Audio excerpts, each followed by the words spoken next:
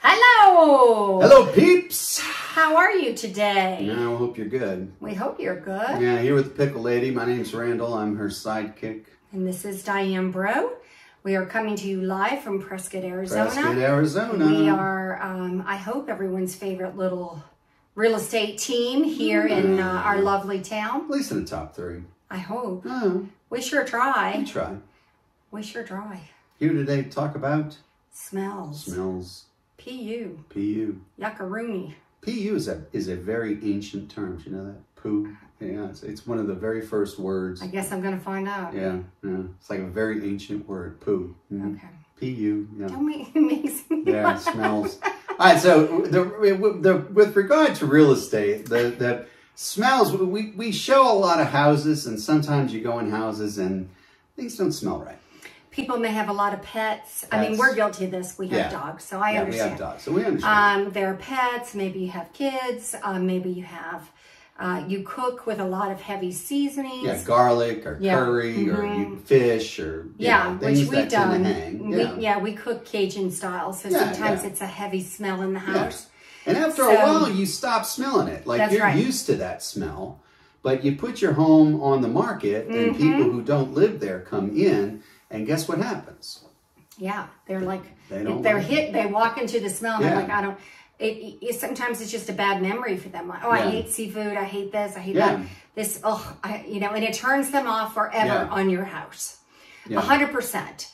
That along with the paint color choices. We go over that a million times. Yeah. And it's an easy thing to fix. Easy thing to fix. And now listen, you may be thinking, oh, I have a dog, but it doesn't smell that bad. And it does. We would like, well, it could. It does. You should get an objective opinion. Have somebody come over and tell me honestly, can you smell the dog? Yeah.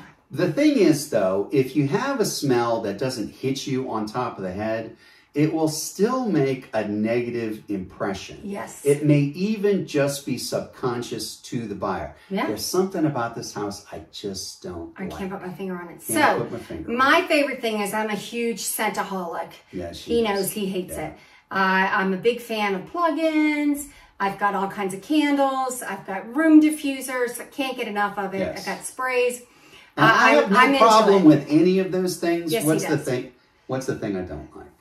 I don't like when she puts the plugins up to the maximum setting. All right, well, we're going to have a fight. I don't put it on the maximum setting. She doesn't anymore. She used to. He has sensitive olfactory. Yes, I do. It's ridiculous, is what it is. But if you're going to get scents, whether it's a candle or plug-in or whatever, don't crank it so high that becomes the smell that turns people off. True, because then people think, what are they trying to hide? Yeah. People think, is there mildew in here that they're trying to disguise?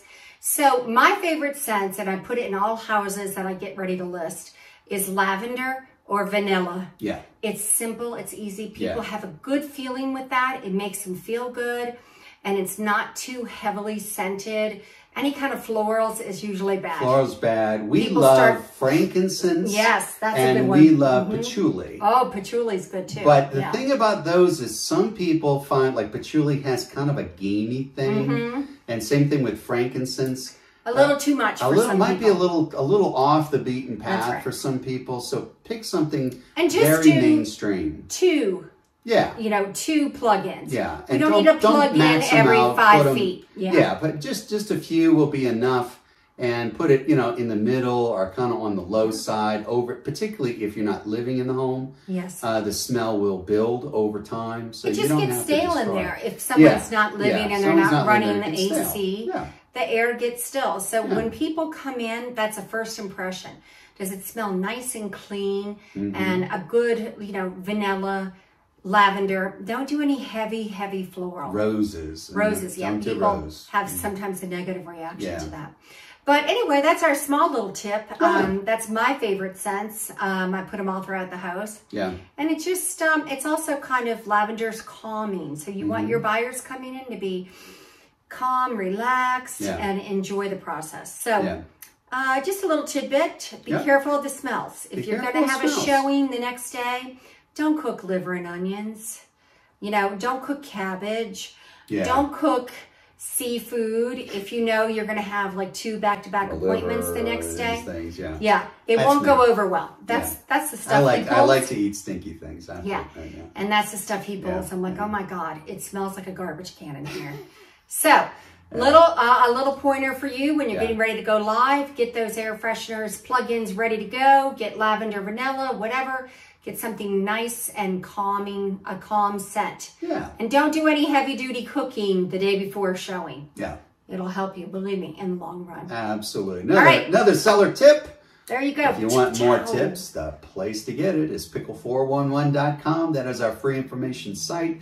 Whether you are a buyer, seller, or somewhere in between, there's information that is there free that will astound, amaze, entertain, and destroy you. I don't know about destroy, but yeah, it's all free, people. Yeah. It's all free. Yeah.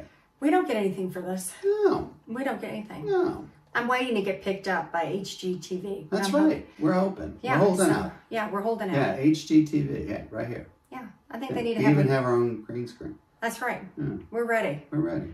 Hollywood, give us a call. Give us a call. Give us a call. All right. That is all for today. See you soon. Mm. Bye. Bye.